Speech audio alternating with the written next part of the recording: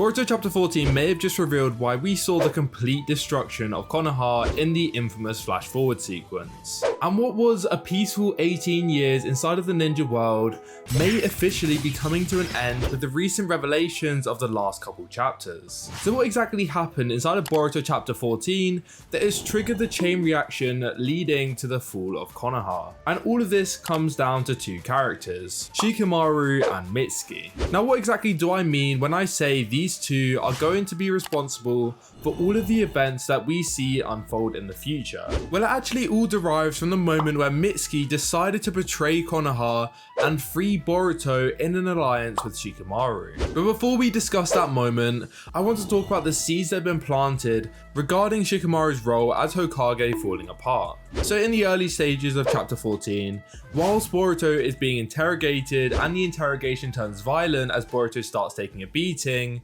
we see Shikamaru frantically try and think of ways to help Boruto in order to save him. And his first instinct was to go to Ino, the person who had previously aided him in his conversations and relations to Boruto. Now a lot of people brush over the fact that Ino helped Shikamaru here, and I think the fact that this was overlooked was highlighted in the chapter itself, as Ino, like everyone else, views Boruto as a murderer, a fugitive, a criminal, whatever name you want to brandish him with. And she held a lot of resentment in her heart towards Boruto, since as far as she was aware, he killed one of her extremely close friends in Naruto. But I think we need to take a step back here, because I don't think we realize, or it isn't shown to the extent it should be, how angry Naruto's friends should be at Boruto. Just think to yourself about the resentment you would feel to an individual that took someone extremely close to you. By taking that step back, it should help you empathize with these characters and realize why many of them simply cannot let the fact that Boruto has killed Naruto slide. And it is definitely showing that despite their hours and hours of brutal training as a shinobi, becoming people who are supposed to suppress their emotions to fulfill whatever they are tasked with, the resentment many of them feel towards Boruto exceeds the limits of what they can bury like they would normally be expected to.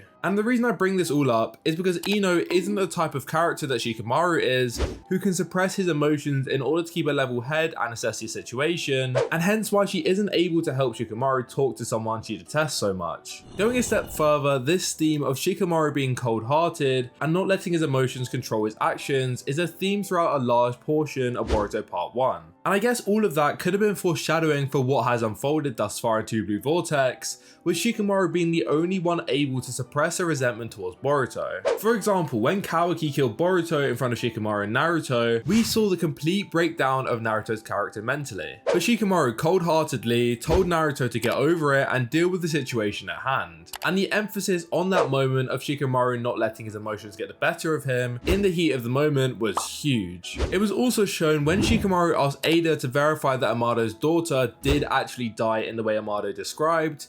Ada called him cruel and harsh, to which Shikamaru replied, he is simply just doing his job. So those seeds that were previously planted are slowly starting to blossom, and we are starting to see the writer's intentions with writing Shikamaru in that way. But getting back to the main point at hand, Shikamaru is able to look at the situation with a level head and overpower the hatred in his heart towards Boruto in order to fulfill his duty as Hokage to protect the village of Konoha. And hence why he is so desperate to help Boruto, because he knows Boruto is key to keeping them safe and deal with the impending threat of the Shinju. But because Ino is not like Shikamaru, she cannot simply let what Boruto has done slide. And she voices this to Shikamaru, as she says she simply cannot comprehend why Shikamaru would want to help Boruto in any capacities. And hence why she decided that she isn't going to help Shikamaru with his behind the scenes dealings with Boruto. But the whole reason this is even important towards the future of Konoha is because you are starting to see that divide between those who hold so much anger and hatred towards Boruto that they cannot look at the situation with a level head, and they are unable to be reasoned with or think about the situation rationally, and because of that, they will always view Boruto as the betrayer of Konoha and a murderer. However, with there being those who cannot overcome that emotion, you will also have those who can. Take Sasuke for example, someone who is very similar to Shikamaru and doesn't always let his emotions get the better of him, and that is part of the reason why he was able to overcome omnipotence, which was telling him to go against his logical thinking and trust his memories. And another good example of this would be Kakashi. I would be extremely surprised if after being presented with proper information from someone he trusts like Shikamaru, Kakashi wouldn't become a part of Team Boruto. since we have seen many times that Kakashi is able to overcome his emotions and get a job done regardless of how he feels emotionally. If we take someone like Konoha for example, you can tell he detests Boruto with every bone in his body, and because of this, omnipotence takes such a large toll on his mind. Konoha was visibly shown to be the most affected out of anyone over Ada's charm ability, and that is because he doesn't have that control over his emotions as well as other shinobi would have. And this theme is continuing into Boruto TBV vortex, as he is one of the people that no matter how much evidence is presented to him, will not change his mind about this whole ordeal. So I hope you can see now that the beginning of this whole split between Konoha has been clearly set up, and it will be interesting as to how quickly people will begin to pick a side. But moving on to what I said at the start of the video about Mitsuki's involvement in all of this, I think it's about time I cover what I meant by that. So myself, and I'm sure much of the community included, were under the impression that Mitsuki held the most resentment out of anyone towards Boruto. Like, everyone else hated Boruto, but Mitsuki hates Boruto. Like, it's on an entirely different level. Not only in Mitsuki's eyes did Boruto kill Naruto, that already pissed him off quite a bit, but Boruto took it way too far when he tried to lay a finger on Mitsuki's precious prince Kawaki. Obviously we all know the truth and it is actually the other way round, but taking it from Mitsuki's perspective, you can understand or see why Mitsuki of all people was not letting Boruto get away without him trying his absolute best to behead this guy. And this did all happen. Mitsuki tried to kill Boruto multiple times. At every opportunity he saw Boruto, Mitsuki put on his black Air Forces and it was on site from there. But the most recent time was different. In chapter 7, Boruto gave Mitsuki a whooping. Mitsuki got this so hard that the most bloodlusted character in the entire series gained a cool and level head. Boruto, the young god, really is something else. This tops even omnipotence. Screw that, all we need is Boruto to give someone a good whooping and it can knock some sense into anyone. Jokes aside, Mitsuki after this battle had a significant change. Boruto brought new light into Mitsuki's world as his sun slowly died out, and Boruto made Mitsuki realize that everything he currently believes is simply what he wants to believe. And he vocalized Mitsuki's worst fear, that Kawaki wasn't truly his son like he thought he was. And Boruto was actually Mitsuki's son that seemed to have disappeared. And after saying this, we saw in chapter 7 that Mitsuki hesitated. He had an opportunity to in his mind end Boruto, but he didn't. And that was the beginning of Mitsuki's realization of the truth. As he then goes on to talk to Ada about the truth about how he actually feels,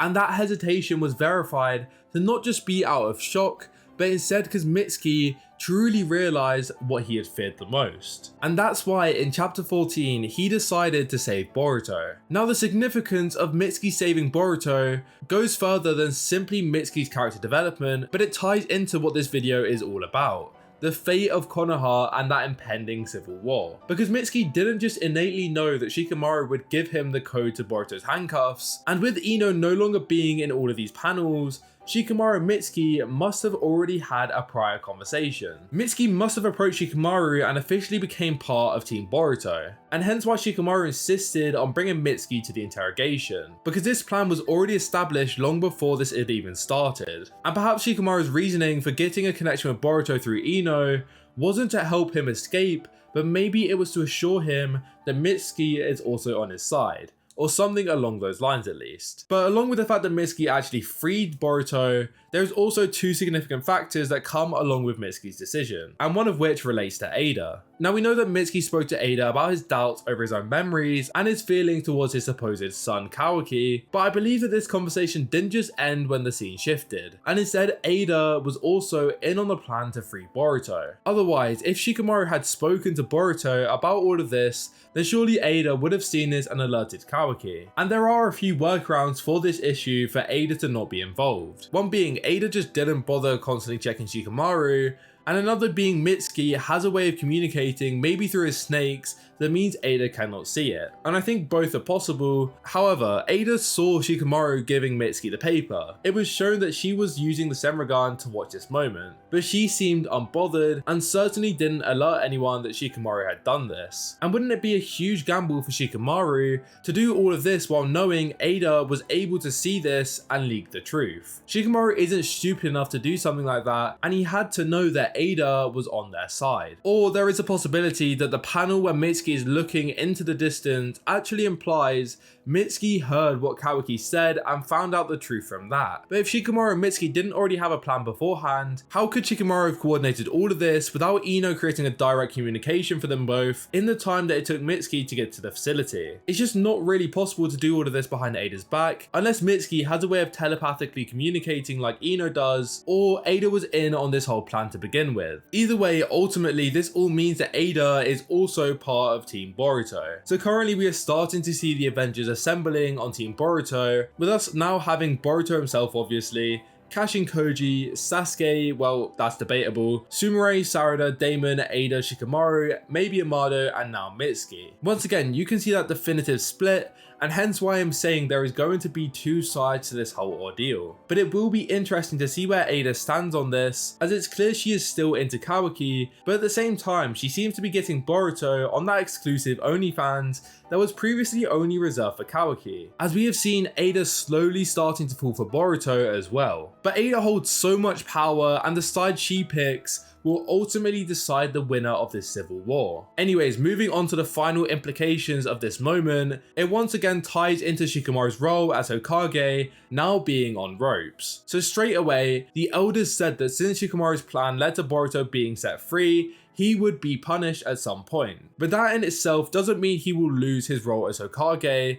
It just shows that from this point onwards, he is on extremely thin ice. But it will be a ticking time bomb as to when this ice breaks. So with Ino knowing the truth as to how Boruto and Shikamaru are scheming and talking, if that ever comes out, he will straight away be an enemy of Konoha. So it's just a waiting game until Ino finally spills the truth. But before all of that even happens, it's clear that Konohamaru and many others are also growing suspicious of Shikamaru's actions. With Konohamaru thinking to himself, did Mitsuki really unlock the padlock? And then overwriting this, realizing that only Shikamaru himself and Ibiki knew the code to the padlock. But the fact that he even thought about all of this is showing that he may potentially start to put all the pieces of the puzzle together and find out the truth about Shikamaru. And also you have the whole Ada situation, where if she wasn't in on this Mitsuki plan, could immediately leak the truth about how Shikamaru was the one to free Boruto. Literally any of them could reveal the truth,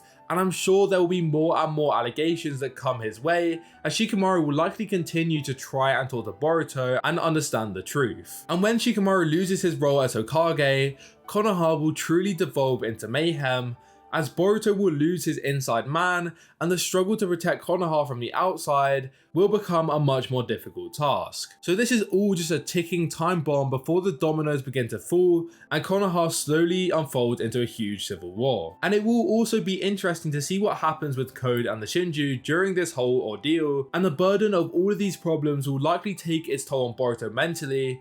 So I'm excited to see how this ends up affecting him and whether it will cause him to break down and let Momoshiki rampage as a result of all of this. But that is all a discussion for another video, and if you guys have anything you want to add or disagree about in this video, make sure to leave a comment in the comments down below. Also, if you did enjoy, please consider liking the video, and also if you want to see more Boruto content and other manga coming soon, then make sure to subscribe so YouTube recommends my videos to you in the future. But with that all said, I hope you enjoyed and I will see you all in the next one. Goodbye.